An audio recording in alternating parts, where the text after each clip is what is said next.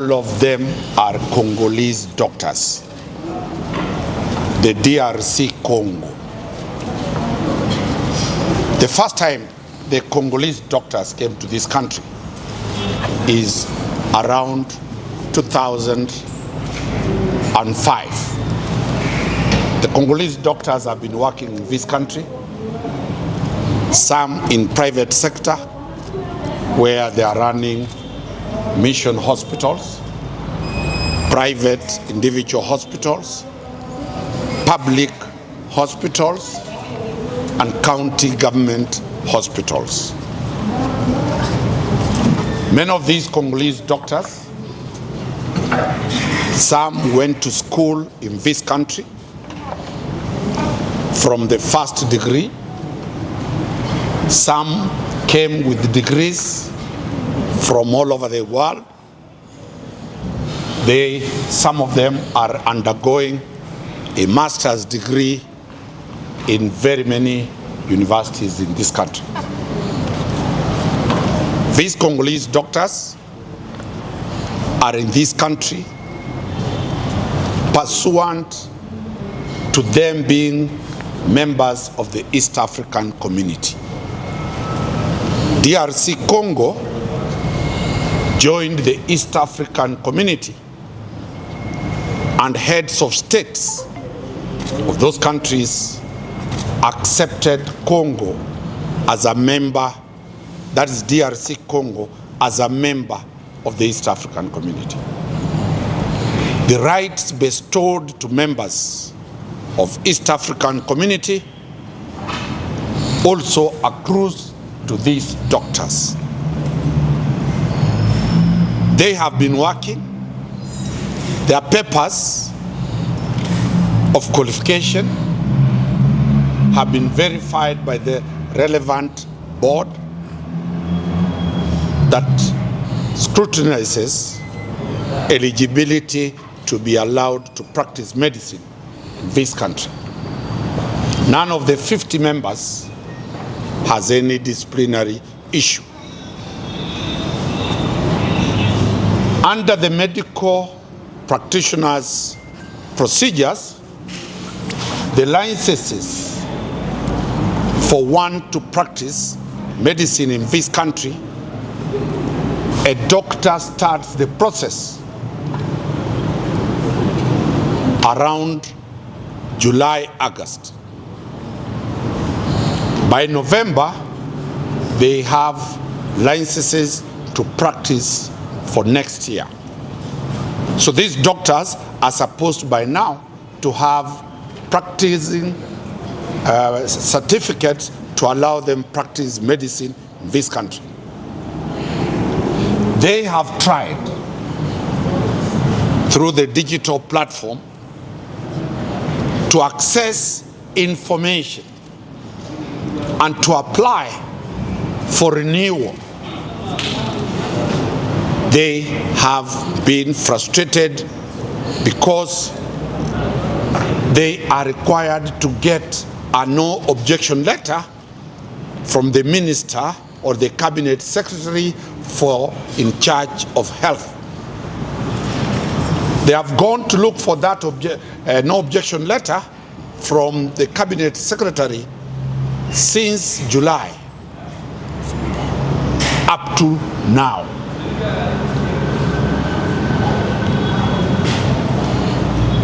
All of a sudden, the cabinet secretary appears on media and announces that Kenyan authorities will no longer recruit or offer employment to foreign doctors. He is very categorical that all doctors from the East African community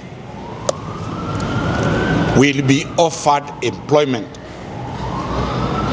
That information Minister Duale gave is not true.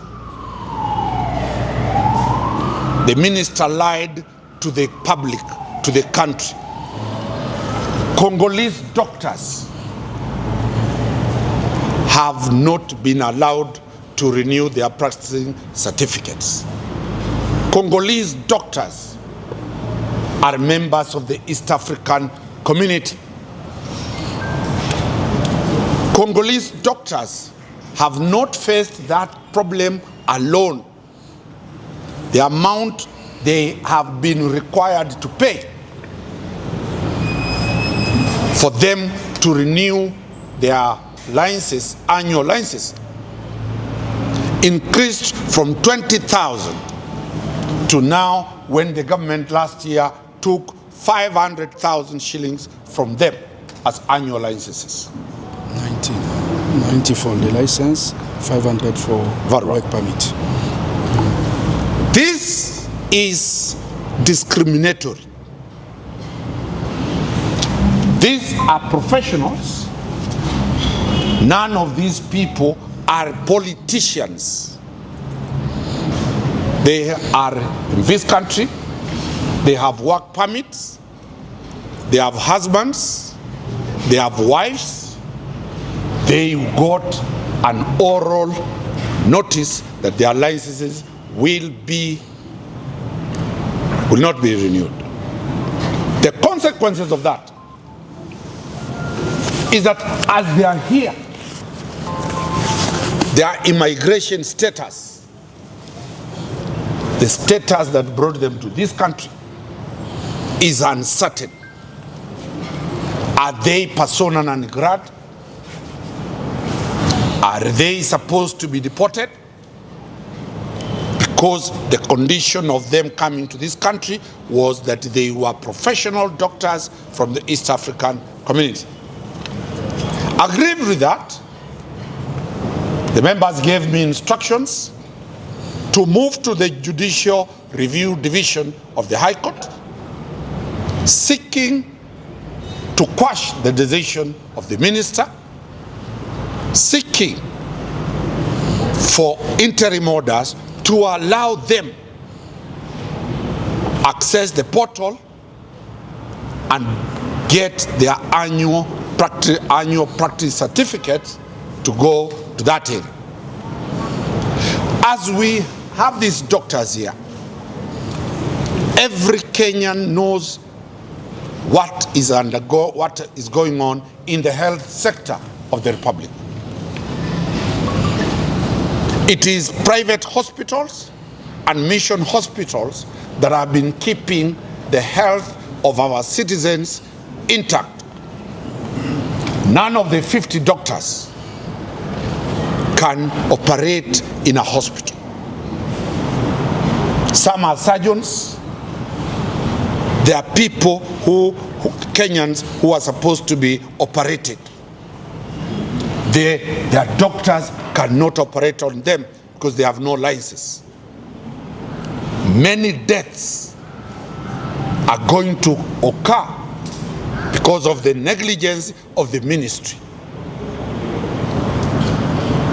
We are appealing to the relevant government agencies, although we have gone to court, that any government officer who is negligent and risking the life of citizens,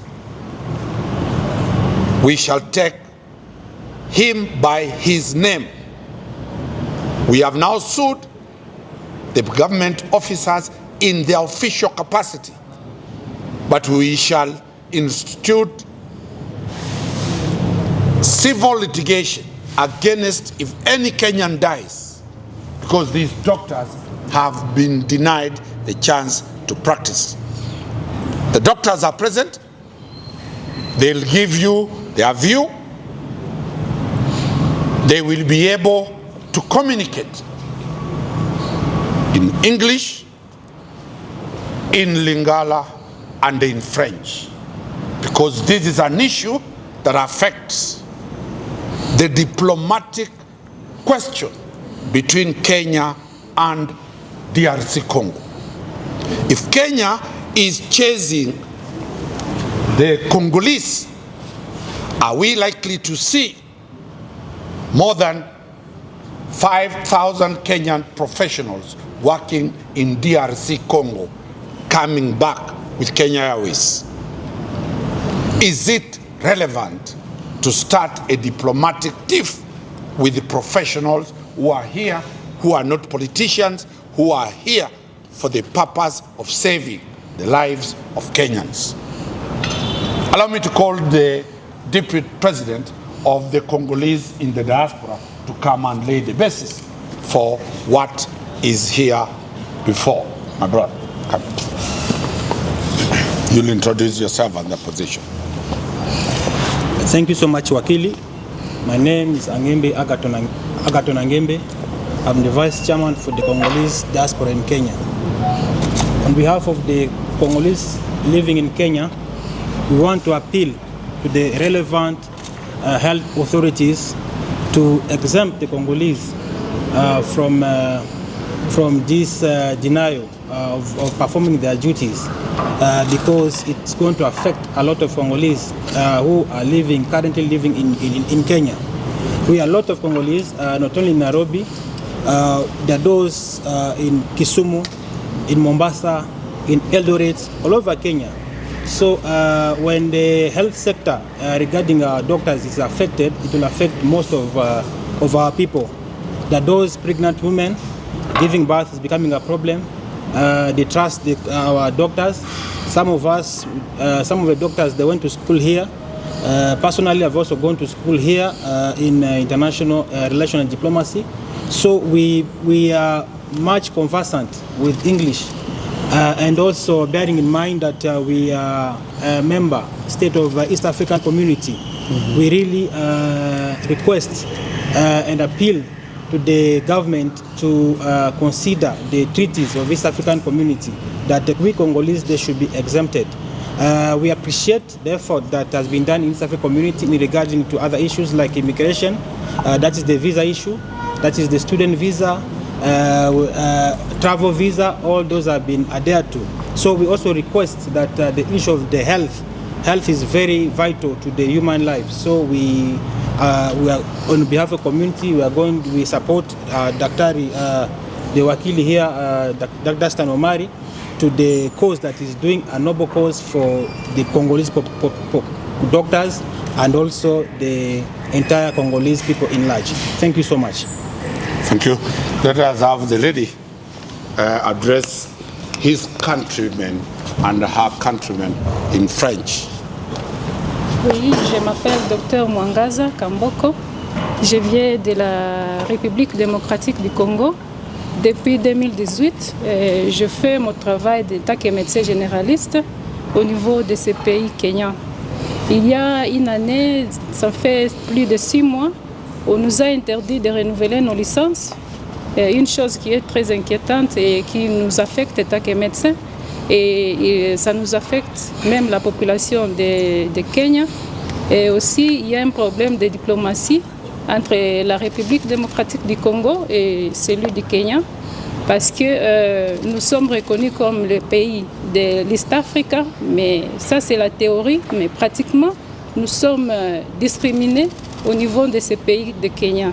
Nous interpellons notre président de la République démocratique du Congo de nous venir au secours parce que nous sommes à détresse. Nous sommes à détresse au niveau de ce pays.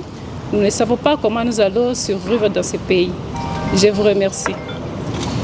Thank you. Let us address in the... Okay. Thank you very much.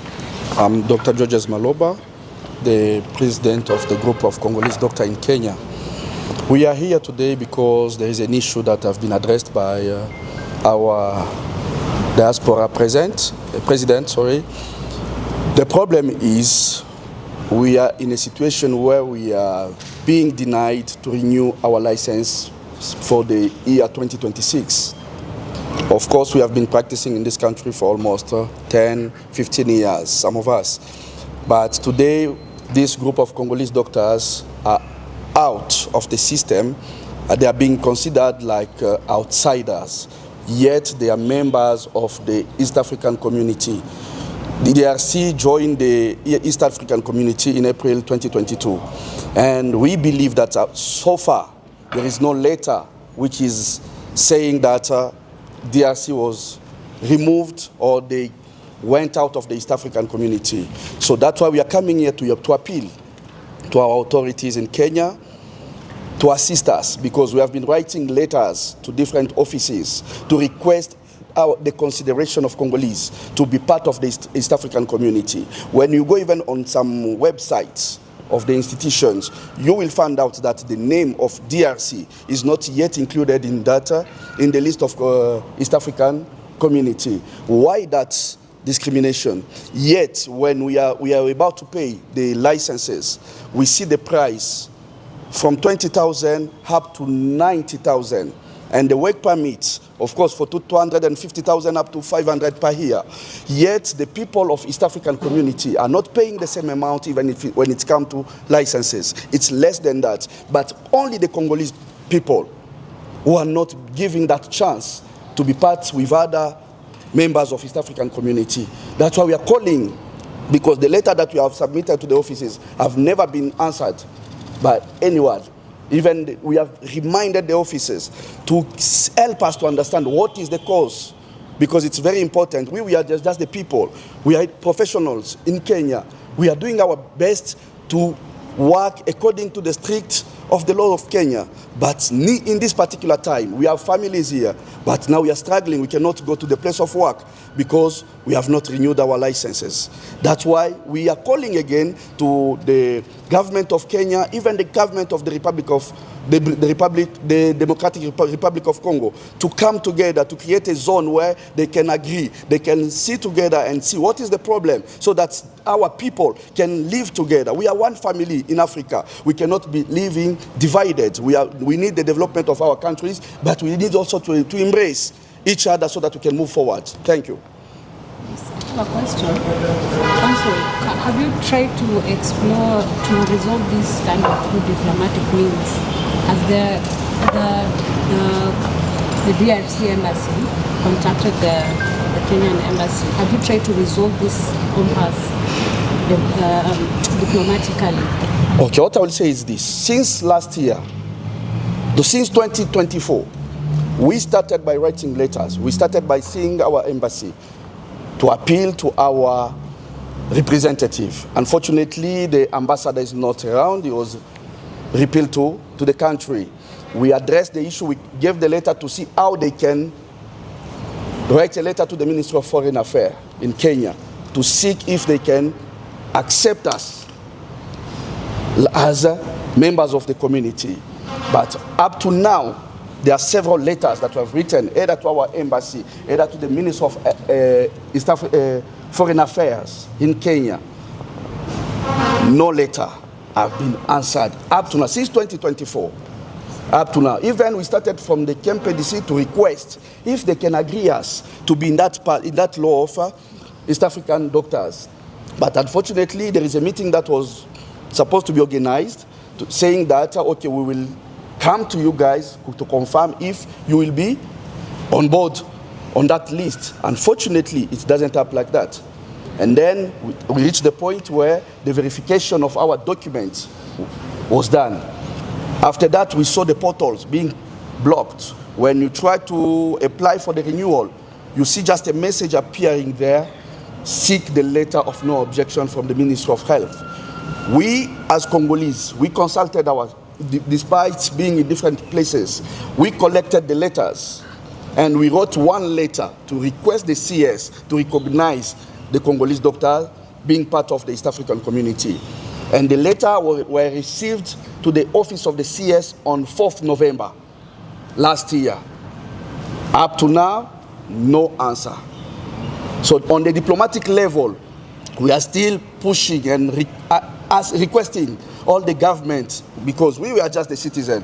We don't know if there's something else that we cannot know up to now. But if the government can come clearly to explain to us, so that we can be living quietly in Kenya and working to serve our communities. Thank you. So are you saying that even the DRC government is not responding to queries? Okay, so far we have not received any call. Maybe because the weekend, unless today. But if there is an emergency, we need to have at least someone who can address the issue. as the president, as far as I'm talking, have not received any call apart the Union of Doctors in Congo. The president called me to seek if I can submit the names of the people who have been affected so that they can see at their level what they can do for us. But it has been 3 days. Up to now, no answer. Let us have you can explain. En français, je peux continuer? Toujours le dire. Je peux le dire toujours en français. Yes. En français bien en anglais. No, I wanted just to add on what our president has just said. We are Congolese doctors living in Kenya for many years. For example, myself, my name are Leon Sulu, Congolese medical officer. I have been working in this country for more than 5 years. It's almost 9 years now. So we are in Kenya as Congolese doctors legally. Legally, I mean by the entry, we came through the main door. We got our visa from the immigration. The moment we entered, we went to the KMPDC, Kenya Medical Practitioner Council.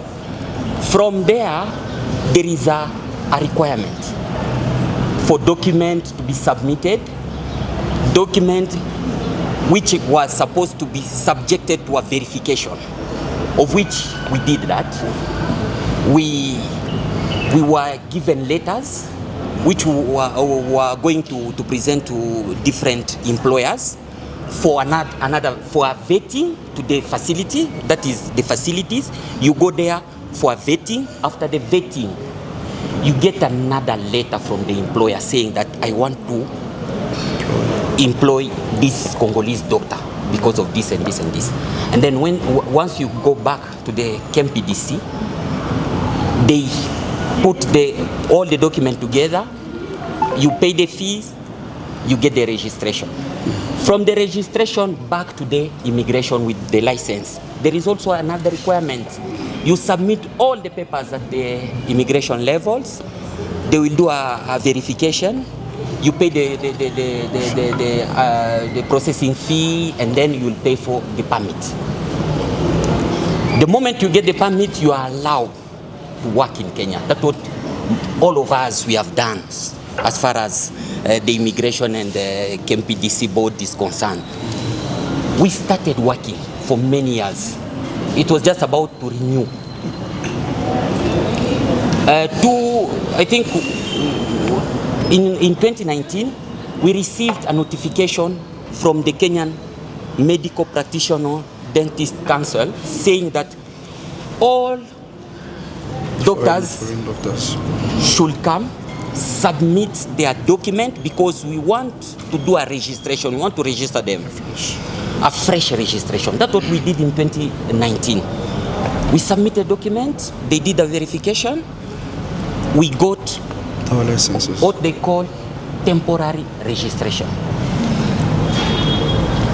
And then before they gave us the temporary registration, they told us we'll be having the same registration like Kenyan with the initial A.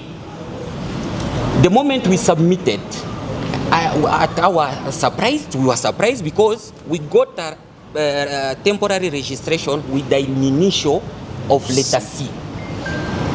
We start working. Just last year, we received another notification from the KMPDC saying that Congolese doctors, you should come. It was a long list with many documents for a verification. Say we want to update our system. We need to do an audit because there are many things which is happening within the country. We submitted all the documents, all the required documents, and then they told us that we were supposed to get a feedback, of which we were not able to see any feedback from that audit. Just around October, to realize that anytime we were trying to see whether the portal has been opened for us to renew our license, we saw just a red message saying that you should get a non-objection letter from the CS of Health, Mr. Dwale. We went to his office, first of all, to get the information, the clear information about that request for a non-objection letter. They explained to us that you should go back to your employers. They will write a demand, a request for the CS to grant you guys with a non-objection letter, which will allow you to access to the portal of KMPDC. Mm-hmm. We did that, and then we submitted all letters on 4th November, because we had an umbrella letter plus individual letter. We submitted, and then we were waiting, we were doing the follow-up, we were going there, nobody, so all we can say, they just ignore us. We could go, nobody could care about us, nobody was bothered to give us an answer. Even in those offices, we were just there. They just refer us to go back to our facilities, that where the letters of the non-objection will be sent. Just to be surprised, some of us have gotten the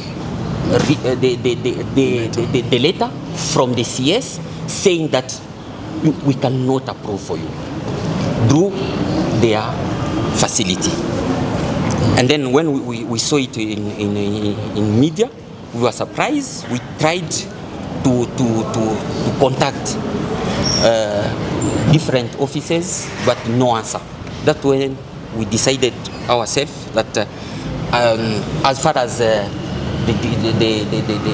matter is concerned, let us get a lawyer, and we seek a clarification, but which clarification maybe can come from the court. Thank you. Thanks, yeah. Thank you so much. My name is Dr. Leon Sibaka. I'm here in Kenya, practicing in Kenya for more than 13 years. I would like to add something. It's regarding immigration status. Why are they using two measures for one nation, for one country? Imagine when we come here, the visa is free. Means we are considered members of East Africa community. Sometimes when we go with Kenyans in our country, I took more than 2 people, Kenyans in my country. They didn't pay for the visa. Means Kenya is member of East African community. Why, when it comes for license, medical license, they consider us like outsiders or foreigners. When we go to tourism places here in Kenya, we are considered like member East African community. Why now when it comes for renewal of our license, we are now foreigners? Thank you so much. Yes. Thanks. For the sake of the French people, I want to address them so that they can the French. Yeah. Yes. Allow me to speak in French for the sake of our people in Congo. Oui, à nos autorités au niveau du pays, la RDC, à notre cher président Félix-Antoine Tshisekedi et au gouvernement congolais. Nous, médecins congolais, résidents et pratiquants au Kenya, depuis plusieurs années, nous voici aujourd'hui devant vous via ces médias pour vous exprimer notre déshydratat en ce qui concerne la situation qui nous frappe. Nous sommes ici en train de plaider une cause noble, laquelle cause fait ressortir la discrimination criante que le peuple congolais est en train de subir sur un sol étranger. Cette situation fait preuve d'une précarité qui frappe nos familles, en ce sens que nous sommes refusés de renouveler nos licences de l'année 2026 et que nous ne serons pas à mesure de pratiquer à quelques endroits qu'il faut. Mais jusqu'à preuve du contraire, il n'y a aucune autorité, on va le dire bien, aucune autorité du pays, même au niveau de l'ambassade sur place, qui nous a approchés pour nous dire quelque chose en ce qui concerne la situation. Bien que le message a été passé clairement sur différents médias, même au niveau du pays. Voilà pourquoi aujourd'hui, nous nous tenons devant vous pour vous dire, le peuple kenyan nous a acceptés et nous avons rendu bon service. Jusqu'à preuve du contraire, aucun médecin congolais n'a été poursuivi pour quelque chose de mal qu'il a eu à commettre sur ces sols kenyans. Alors, il faudra qu'au moins qu'il y ait des mesures drastiques qui peuvent nous permettre d'évoluer, à travailler dans la quiétude, parce que même au niveau du pays, nous avons les institutions kenyanes qui sont en train de travailler là-bas. Mais pourquoi la réciprocité dans la diplomatie n'a pas été toujours d'avis? S'il y a un silence, à quoi s'attendre? Ces familles qui sont en train de couper. Nos enfants, actuellement, ne sont même pas à même d'aller à l'école parce que nous sommes frustrés. On ne peut pas bouger.